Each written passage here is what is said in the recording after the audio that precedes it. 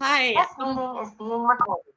welcome everyone to the Williamson League of Women Voters Georgetown ISD Candidate Forum for Place 2. We have two candidates we'll be talking to today. This forum is directed by the attendees who are submitting questions. We do have a reviewer who's ensuring that the questions are don't give an unfair bias to either one of our candidates. So while you may submit a question, I may be asking something slightly different, so bear with me on that. We're going to go back and forth between each of the candidates and who goes first answering the questions. Both will start with a 3-minute introduction or introductory statements, and we'll close with a 2-minute closing statements. And in between, we'll spend time with the questions. The candidate that answers the question first will get 2 minutes. The candidate that answers it second will get a minute. I'll give them time notice when we get close to the end of their time allotment. And if I ask a follow-up question at my discretion, both candidates will get 30 seconds and we'll go in the order of the original questions. So that's how we're going to structure it. The League of Women Voters is a nonpartisan organization. We promote voting. What it comes down to is we don't really care who you vote for. We just want you to vote. And the more informed you are, the better the outcome will be. So we appreciate all of our attendees being here today and very much appreciate Alan and Elizabeth, you taking the time to meet with us. So based on our number picking in the beginning, Elizabeth's going to kick us off. So Elizabeth, you've got 3 minutes for an opening statement. Okay. Thank you. I appreciate you taking the time to come out and get to know us a little bit better. My name is Elizabeth McFarland. I am the current school board president for GISD. I'm finishing my first term, coming on the board in 2019. I have been a Georgetown parent for 14 years. We've lived in Georgetown almost 20 years, and our oldest son started kindergarten here. He is now graduated and he's a college freshman. I have another son in high school, another son in middle school, and a daughter in elementary school. So I will be a Georgetown parent for several years to come.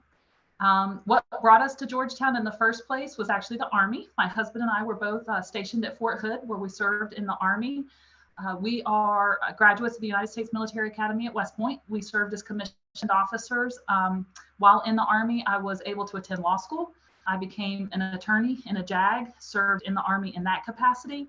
When I left active duty, I built my own law practice here in Georgetown, and immediately once my son started school, I became involved in the school community and the greater Georgetown community at large. I've been involved in Seeds of Strength, Rotary Club, the Samaritan Center, Team Red, White, and Blue, the Education Foundation, and several things specific to GISD, some of the bond Citizens Advisories Committees, the District of Innovation Committee, the Strategic Planning Committee.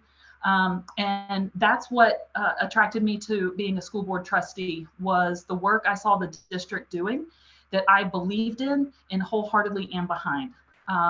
So I guess that's me in a nutshell, Elizabeth McFarland. Great, thank you. Alan, 3 minutes. Good, thank you. I always want to recognize and acknowledge veterans for their service. So Elizabeth, thank you for your service to the country. This is my 48th year as an educator. This is all I've done with myself. I spent 31 years in K through 12 education. I was 10 years in the classroom. I was a campus leader. I was a curriculum director, and I spent 17 years as a school superintendent in 4 different districts in 3 different states. Then I was able to retire from that, and I got involved in higher education. This was at Concordia University, Texas, in Austin. I was a full-time professor for 10 years there. I became their dean of the College of Education, and I retired from service there after having been their assistant provost. So did that last year. So I had decided early on that once I finished all that, I wanted to give back. So that's why I'm trying to give back some of my time and service to the district now. And of course, I think that experience speaks for itself, and it's very important. I thought about this the other day. If I get elected to the board, I will be the only person on the stage up there who has really been on both sides of this. I will have been superintendent multiple times, but also a board member as well. And I think that will give me a very unique experience. So I'm looking forward to serving, and that's my career in a nutshell. And I have also lived in Georgetown almost 20 years.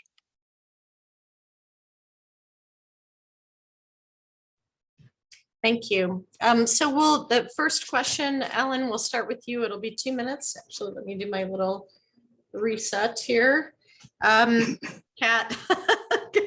Oh yeah, I like the cat. That's a good touch. Yeah, that does not count in your time. I just needed. Oh, thank you. All right. So the first question, again to you, Ellen, for 2 minutes is, how will you go about building trust with parents and community members who are concerned with the current student achievement trends in GISD? Well, it's no secret that there are some problems with testing scores. I'm sure we'll get into that in more detail later. I think the parents feel like they need to be communicated with more. There needs to be more transparency. I understand that the way the board is structured right now, when a parent stands up to talk before the board is required to tell them that, you know, they can't respond, they can't answer their questions, they just have to listen to them for their 3 minutes and then they're done. There is no law, however, that would prevent them from doing a follow-up at the next meeting to say, you will remember that we had a parent come before us and talk about thus and such, and we want to report to you what happened. We hook them up with a campus principal or whatever that might be to try to address their concern. It's just, you never can communicate enough, even though you think you've done it and you've done it some more. There's still people out there who don't think they've been communicated with enough, and we just have to redouble our efforts to do that and to strengthen that. I think that if we set some measurable goals on the part of the school board, and then we have a report that comes up, either I did it every other board meeting probably when I was superintendent, a report to the citizens about the goals that are being pursued and what we're doing. It keeps the community informed, and it keeps them feeling like they're part of the system, part of what's going on. Great, thank you. So Elizabeth, 1 minute on I've got to find my question, the perceived loss of trust in the school district.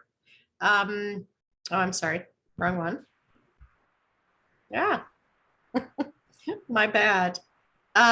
Go about building trust with parents and community members who are concerned with the current student achievement trends in GISD. Sure. So I'm actually going to second what Dr. Brown said, which is that communication is key, that there are a lot of questions out there, and we have to answer those questions. And we have to make sure that the information is shared in whatever format folks are ready to receive it. But in my experience, when there has been a question, once we've addressed it head on and given them more information, I've seen a greater understanding. It's certainly a challenge to figure out how to best share the information. And so different formats, you know, emails, having it read static on a website so people can go pull that information. Community engagement, just going to different community events, taking opportunities to just engage with groups, and then a lot of one-on-one. As Dr. Brown said, it's kind of, it feels very kind of standoffish when we're at the board meeting and we take a public comment, But fortunately, the district team is wonderful about following up with those folks and getting them, pointed in the right direction for the information they need.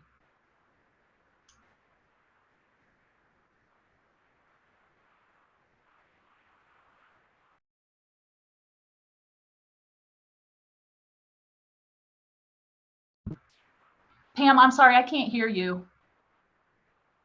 Sorry. So Elizabeth, this is to you, and it has to do with test scores. So what do you think has contributed to the decline in test scores, and what 2 or 3 efforts would you engage in to raise those scores? Sure. So the decline in test scores, it was kind of, it had been in the works for a while. We had implemented, the community had about a decade ago come together and developed a strategic vision and strategic plan for what we wanted the future of education to look like in Georgetown. Part of that was relooking our curriculum that we had at the time. And we did a curriculum audit in 2014. And those results in 2014, 2015 told us that our curriculum needed some tweaking and that we were going to suffer test score declines as a result of the curriculum we had implemented at the time. So we went back to the drawing board with the curriculum. I don't want to say we went back to the drawing board. We didn't throw away what we had, but we brought in teachers, campus leaders, parents, and we did a deep dive into the curriculum to make sure that we tightened it up and we're teaching students the skills and the knowledge that they need in order to do well on the test. It takes time. With anything that's that big of a change, it takes time. And the implementation had just begun when those, the test scores in 2018, 2019, those are the ones that we keep going back to, that it was inevitable that was going to happen. But by staying committed to our learner profile and our plan to educate the whole child, test scores will rise as a natural consequence of educating the children, focusing on numeracy and literacy. We absolutely are optimistic that we are going to see test scores improve.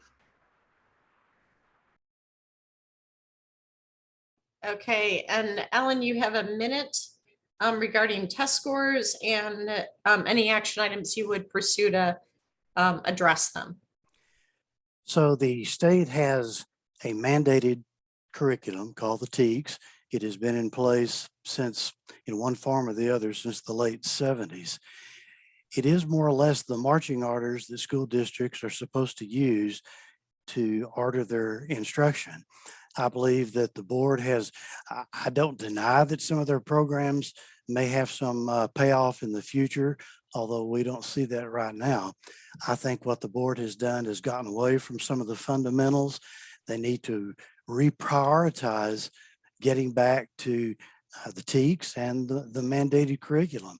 And I think if they do that in a stratified and standardized way, we will start seeing some changes in test scores.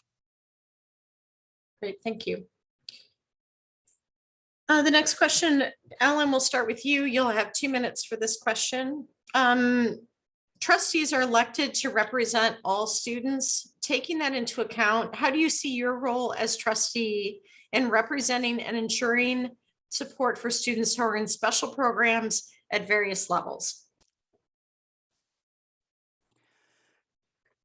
So in one way or the other, everything that we talk about tonight, all of the problems are going to begin at the board level. And they will begin with the priorities and the goals, the vision that the board chooses for the district. All of that said, we can't be an effective school district unless we are targeting all of our children. So in my view, you write board goals that include that. Every child has worth. Every child will be educated to succeed into the future. But even more importantly than that, you have measurable goals. You have specific people assigned to those goals. You have actionable items that go behind those goals. You have timelines within which those goals need to be accomplished. And then to the end of the day, you assess how you did. So including all populations has to be a part of that. Just about any testing you're exposed to in the school business this day emphasizes this disaggregated data where you have to take a look at your subpopulations. Everyone knows that the affluent kids are usually going to do pretty well, but it's kids at the other end of the scale. And so we need to have some specific plans in mind, and I would say resources and funding in mind to take care of those populations. So it's a focused interest in those populations that is done as the result of goals and objectives set by the school board. Thank you. And Elizabeth, you have a minute for that question. You remember it? You're on mute. There you go. Okay, thank you. So my answer would be that the learner profile applies to all students, regardless of how they come to us. We have to be ready to teach a student however they are presented to us as a student. And so we have to meet their needs where they are. The learner profile allows us to do that. And by using the learner profile, and I'm just going to recite it really quick because I don't know if all the folks out here know what I'm talking about, but we as a district have said that the Georgetown ISD learner communicates, collaborates, and applies critical thinking, creates and innovates, obtains knowledge through inquiry and exploration, adapts and perseveres, develops self-knowledge and personal responsibility, and builds and models respectful relationships. All of our learning is designed around that, building a true learner, a lifelong learner. And so that applies to any student, no matter how they come to us, if they have additional needs beyond some other students. And so we allocate resources accordingly, knowing that whatever students need, as long as we are following our core values of building learners based on that profile, we will meet their needs. Great. Thank you. Then the next question, Elizabeth, you'll have 2 minutes. So you talked a minute ago, both of you, about how important communication is. The question preface is, even with beautifully prepared communication programs, it doesn't mean it's successful unless it's received by all stakeholders and in a timely manner. How can the board improve board communications to the community, as well as ensure district communications are designed and channeled in ways that all interested can stay informed? And I feel like I'm going to repeat some of the points I brought up earlier about, communicating some of our learning initiatives, but that in sharing communication, we've got to make sure, however we are presenting it, it's in a format that's being heard. And not everybody hears information the same way. Some folks would prefer to go seek it on their own, and so it needs to be available on the website. Some folks would like to have it pushed to them on a regular basis, and so we have constant email communication with not just our students and parents, but the entire anybody in the community that wants to receive that. We have folks dedicated to communicating with local media outlets to make sure that information is shared. But at the same time, we know that there are still folks who are not receiving that information. And so we are constantly working to try to improve those communication channels and are receptive to any suggestions. Good old-fashioned newsletters, going home in Thursday folders, just whatever it is that our community would like to, how they receive information, we need to make sure we're providing it through that channel. And so any channel that's not being used right now, we would absolutely love to begin using that. Great. Right, Dr. Brown, 1 minute. 2 things that I said I would recommend immediately. First of all is that we get out of the Hammerlin building and start having some board meetings on various campuses throughout the district.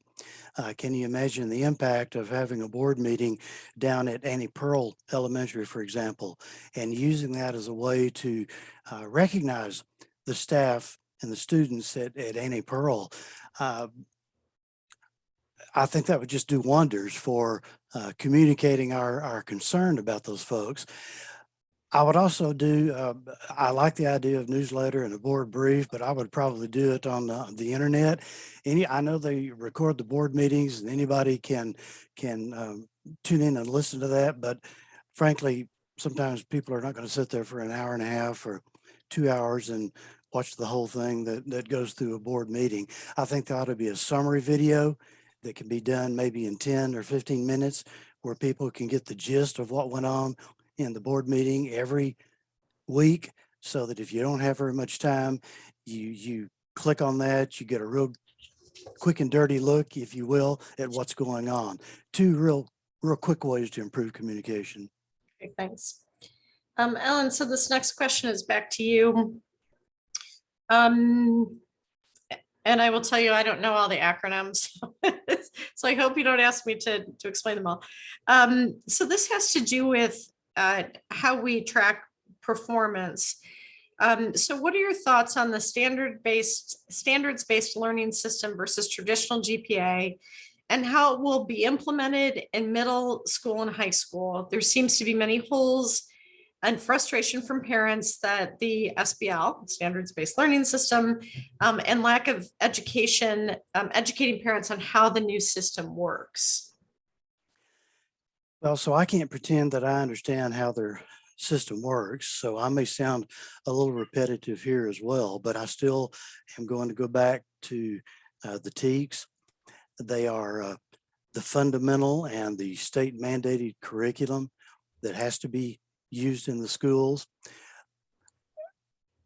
We need to set up a system where there are departmental meetings, grade level meetings, regular weekly meetings where teachers are meeting and discussing teaching strategies, discussing how they're going to implement the TEKS in the classroom.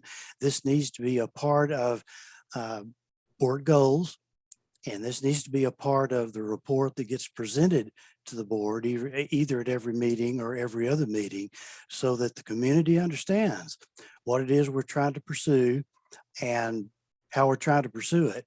I have no problems with the items that are in place. They have a community-based accountability system and learner profile. I have no problems with those. Some people seem to get the idea that because I'm suggesting we go back and refocus on the whole curriculum of the TEKS, that we have to give up those other things. This is not a sum zero game, and we don't have to lose those things in order to gain the other. I think we can have full concentration on the basic curriculum that's offered by the state and do the other things that they think are being successful in the district as well. Thank you. Elizabeth, 1 minute. Oh, you're on mute. Yep, there you go. Okay. And I'll try to be quick, because in this standards-based learning, as a parent, I'm familiar with it because my daughter has been the pilot year. And so she's actually been assessed under this all the way up to now 4th grade is and we've been implementing it 1 year at a time. But so as a parent, instead of getting just a numerical grade assigned to my daughter's knowledge of science, this is a 2-page document that spells out, and it's aligned with TEKS, but it tells me that she can plan and implement a descriptive investigation to explore the force on an object. That's for science. For math, she can add and subtract whole numbers and decimals using the standard algorithm. And the list goes on and on and on, but it's very specific as to which of those skills we expect a 4th grader to know. Has she met that standard yet, or is she still approaching that standard? As a parent, it's very helpful for me to know the specific skills she's learning. Clearly, once they get to middle school and start taking high school classes and high school credit, and then high school, GPA becomes important. And so we will have letter grades GAs, but we don't want to move away from really getting to the fundamental knowledge that our students are able to show. Thank you. Just a reminder to the attendees, again, if you have a question you want to put in the Q&A, I'll have a reviewer review it and forward to me if it meets the standards of non-biased or inherently unbiased. So the next question, we're going to start with Elizabeth on this. What is the accountability for the teachers to adopt the curriculum or to stick with the adopted curriculum? And how would you know if a teacher is not sticking with that adopted curriculum? We trust our campus leaders. Our principals are charged with developing and monitoring their teachers' professional development, and teachers are afforded opportunities for professional learning of how to implement the curriculum. They are provided with coaches to help them design engaging learning. And if a principal sees that a teacher is struggling, the principal is going to reach out and work one-on-one with that teacher. I would hate to hear that there's any teacher that feels they're not able to teach the curriculum, because we have so many resources available for them. So I don't really understand the part of the question about accountability for that. It really is just that one-on-one work between our campus leaders, the principals, and the teachers, developing them into, constantly improving as professional teachers. Okay. Oops, Dr. Brown? So accountability is a paper trail, if you will, that starts with the board and it goes all the way down into the classroom. So if we do what I'm suggesting we do, and we have people who are responsible for each item that we're talking about, timelines and assessment, again, there's no equivocation about whether those things get accomplished or not. I agree with Elizabeth that it flows down, and we have to trust the teachers. If the teachers believe in and trust in what they're doing, then we don't have to worry about that. But there does have to be a trail that begins with the board, goes through the superintendent, down through the principals, and to the teachers, and then they get the help, as Elizabeth alluded, through interventionists and whatnot, to make sure those kinds of things are being done. It has to be done very, very systematically, and it has to be done with fidelity. And sometimes that's, I think that tends to be a problem. There are not enough people checking on whether those things are getting done or not. And if they're not getting done, then eventually one point or the other, that kind of thing is going to get reflected in your test scores. All right. All right, next question. We'll start with you, Alan. And this is a two-part question. They're sort of related, not exactly. But the first part is how many more years of decline are you comfortable with in test scores before we see an improvement in our students' ability to read at grade level? That's part A. And the second part is, what data exists to show future improvement in test scores? Well, let me start with part A first. You may have to repeat part B That's to okay. me. Anytime we get off on this, it starts sounding like we're negative Nellies, and I don't want to be. I'm not making this material up. Anybody can go to the website, and again, assuming that you think that the state mandated curriculum is the proper emphasis that we should be using, we just have not done very well by that metric over the past. Well, you have to go back to basically 2015, 16 before you can find decent test scores in Georgetown. I know that curriculum takes a little bit of time. It doesn't take that much time, in my opinion. If things had been put in place fairly quickly, and I think they can be, once you're handed the responsibility, you're handed the TEKS, we should have been seeing incremental changes beginning probably the second year and then going up and up and up after that. Instead of that, we're going in the opposite direction. Curriculum is a very complex animal. And if you are off in any of the areas of curriculum, it's going to suffer. Now, what was the second part of the question? Quickly. Second part of the question is, what data exists to show a future improvement in test scores? Well, it just makes common sense that if you have a plan and you follow that plan, your test scores are going to improve. I mean, we can argue all day about what that plan might be. But following a plan versus having no plan is obviously going to produce test scores that are acceptable versus test scores that are not. Okay. Elizabeth, it's going to be tight to get this in, but I haven't been great at my timekeeping anyway. So, so the first part of the question is, how many more years of decline are you comfortable with? And then the second part is, what data exists to show a future improvement in test scores? Okay. Obviously, no, it's not it's absolutely unacceptable to have students not learning. However, the commitment we have to teaching students the fundamentals in numeracy and literacy, and keeping in mind the learner profile and teaching the whole child, improvement in test scores will happen as a natural consequence as our students are learning. We have other measures in place to measure student learning, not just STAR.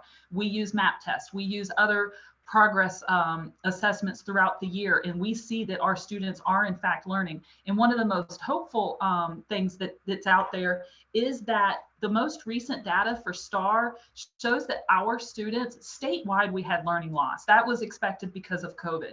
But because our students were well prepared to deal with something, and not well prepared, let's just say less, not prepared as students statewide, but because we were able to get students back into the classroom as soon as we did and keep them engaged with learning, our scores declined less, much less than the rest of the state. And that to me is very encouraging and shows that we can fully anticipate improvement in overall test scores going forward. Great. All right, so this next one, Elizabeth, you'll have 2 minutes. What's GIS doing well? This is a softball to get everybody a break. Oh boy. What I said about how we got students back into the classroom as fast as we possibly could, that we made sure we reached out and we're meeting the social and emotional needs of our learners in recent years, because a student who comes to school not ready to learn is not going to learn. And so we have done such a wonderful job of making sure that they are coming to school ready to learn. They've been fed, they have the technology that they need, and that they have loving and caring adult support at school to address whatever it is that they may be dealing with. The social and emotional impacts of the pandemic are going to be ramifications we're going to see for years. And our district has done well in confronting that head on from the outset. We made sure when we had to shut school doors, we made sure students were still, to the best of our ability, engaging with their teachers. They were getting their meals. They were getting their educational instructional material. We got Chromebooks out to every student within weeks of shutting down. And so I think our response to the pandemic, because of where we were as a district and our commitment to meeting the needs of every child, we were in a good position to be able to respond as quickly as we did, make sure students continued to learn and got them back in the classrooms. Ellen? Well, I'm glad for this question because, again, once you have to start talking about failing test scores, it's hard not to sound like negative Nelly. And I do want to say that many fine things are going on in Georgetown. I think their military and career readiness programs are solid. They have wonderful fine arts programs. We have such caring and loving teachers who want to provide the right kind of education for our students. They just need more resources, more direction, more help in order to be able to do so. But the teachers are there and the love is there. And I think we also have done a good job keeping up with facilities. We have fine facilities to house our students. So a whole lot of things going on great in the district. We need to fix what's wrong and keep building on what's good. This next question, Ellen, we'll start with you for 2 minutes. And it really relates to the role of the board. So the role of the trustee and the role of the board. And what is that? To what degree does it guide or direct the academic excellence across the district? to what degree it's involved in parent-teacher communications, homework assignments, the accountability of the school operation, and also the role of the board as it relates to the parent-teachers organization, and any experience you might have with how trustees interface with them. So a little bit of a broader question about role of the trustee in relation to key stakeholders within the whole school organism. Well, okay, so I don't want to sound like I'm talking down to anybody. Many of you probably understand the function of the board, but let me just kind of give you board 101 about what a board does versus what a superintendent does. So there's some legal functions that the board has. They hire and evaluate the superintendent. As a matter of fact, there is only one employee in the entire district that the board is responsible for, and that is the superintendent. Not the teachers, just the superintendent. They approve the annual budget and the tax rate. They call for bond elections as needed, as warranted. Maybe the one that gets to what you were talking about is they do get to establish the vision and the goals and the direction and the accountability for the superintendent who is charged with carrying out those duties. They adopt and they modify district policy as needed, and they do have a very important role in communicating with the community and the various groups that you mentioned. So the board as a whole has more of an executive function, and the superintendent has more of an administrative managerial function. You will sometimes hear this referred to as the team of 8. You have your 7 board members and your superintendent. In the ideal situation, they are all working together and working cooperatively to get the job done. And there are many things you can do to team, go through team building exercises and make sure that that is a healthy relationship. But that's what the board does as opposed to what the superintendent does. And again, their role in communication is vital. They set the standard for everything that's going to happen. Elizabeth? And I'm sorry to do this, but I'm going to have to ask you to repeat the question because I didn't get the last few bits of it.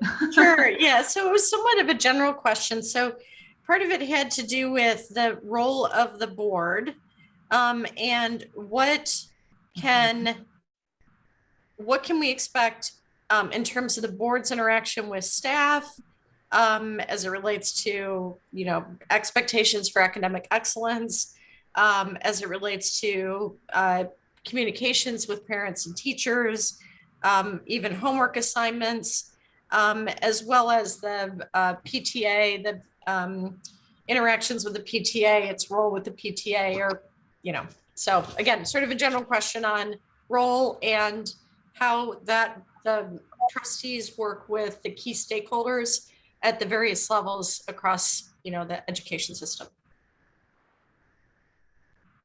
Okay. And Dr. Brown did a wonderful job giving an overview of what the role of the board is, especially as it relates to the superintendent. We, as a board, set goals for our district to achieve, and then we monitor the progress towards those goals. But to get more specific, to address that later part of the question about how do we work with stakeholders, a lot of that comes back down to the communication, and that communication is key. And communication is 2 ways, not just that we are giving information about what's happening in the district, but we are receiving questions, and that we are directing folks to the place that has the answers to their questions. And so we have to be open for communication with parents for questions about homework, or and then PTAs, any sort of stakeholder in the community needs to know that they can reach out to us, and we will make sure they get the information they need to understand what's going on. I'm going to ask a 30-second follow-up question. So Ellen, we'll start with you on this 30-second question. And the question is this: academic performance for each grade level in GISD is measured by the state as measured by the state has deteriorated over the last few years. Who's accountable for this? The board, superintendent, teachers, students, families? How do you explain that? So 30 seconds, really quick, Alan. Yeah, not an easy question. There is some responsibility to go around, but I will tell you this, the board is responsible for the success of the district. If I have to put the blame any place, I'm going to put it on the board for not having clear and more measurable and accountable goals. Okay, and Elizabeth? Absolutely, the board should be accountable for students not learning. The state accountability in the letter assignments associated with that is one measure of learning. And absolutely, that will improve as we make sure that students are learning. But there are other ways to measure student learning and growth. If students are not learning and they are not prepared for whatever life brings their way, then yeah, absolutely, the board should be accountable. But the state accountability measurement is not the only way to know that students are learning. So we've got about 6 minutes left in our discussion. I know there's a number of questions we haven't gotten to, but we're gonna let you guys do your 2 minutes of closing statements. And Elizabeth, we'll start with you. So we are going to go ahead into closing statements? Yes, yep. Okay. So I guess in closing, I would like to say that I joined this board 3 years ago because I love the work our district the progress that our district has made and the work that our district is committed to doing, to preparing students for whatever path their lives lead. There's no one single focus. We are trying to build and develop a whole child so that they can become a whole adult. And the learner profile and how that dictates every decision every day that we make as a board, that our campus leaders are making, that our teachers are making, that helps keep focused as to the why we're doing this and sticking to our moral imperative of every decision we make, the answer has to be such that how is this going to help kids? That's what brought me to this board. And the last couple of years have been some of the most trying years of our generation, of just our lifetimes. But I have been very proud of what our board or what our school district has done to meet the needs of our children. There's still a lot of hard work to be done, but we've set our district on a course to be a district of excellence. And if we stay that course, I am excited to see the benefits that our community and our students will get. Great. Dr. Brown, 2 minute closing statement. So although, as you've heard this evening, education can be very complex and we get caught up in all the educational terms, I believe that the choices in this election are fairly simple. On the one side, you have a group who believes that the direction that the district has taken over the past any number of years is the right path. We're doing well. We need to stay on that path. And if you believe that's the case, then that's the side you need to vote for. I thought it was interesting that some of Elizabeth's answers had to do with what will happen, what's going to happen in the future. I guess the analogy I would give you is if I go into the bank and I want to borrow $1 million, but I only have a job right now that's paying me $50,000, after they get through laughing at me, they're going to tell me to come back later when I can, make the payments on that $1 million. Well, I can tell them I'm going to have a job that will be able to pay off that loan in 6 months. They're still going to laugh and they're still going to say, you don't meet the qualifications. So my point is, we can't go by, even though I don't doubt that they have things that they think are going to be successful, we can't go by what they say will happen. I have too many lists sitting here in front of me that have Georgetown schools either at or on the bottom of the list. So I have to go by what has happened, and what has happened needs change. So if you believe that things right now are not going as they should, and we need to change, then I ask you to vote for me on April 25th and May 7th. Thank you.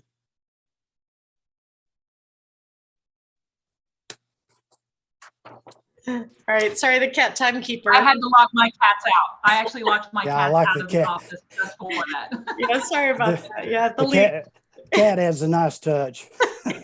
Yeah, sorry about that. So we're at the close of this. I just want to thank both of you very much for your time. Want to thank the attendees for their questions and to commit that the questions you asked, even if we may not have gotten answers to all of them, I'll be sharing those with the candidates in case they want to follow up and get responses out to you. But I want to thank you both, Ellen and Elizabeth, for your time tonight and your commitment to Place 2 and the students of Georgetown. You've presented some great information for people to digest. Wish you the best of luck, and I hope everybody gets out and votes. Thank you. Thank you.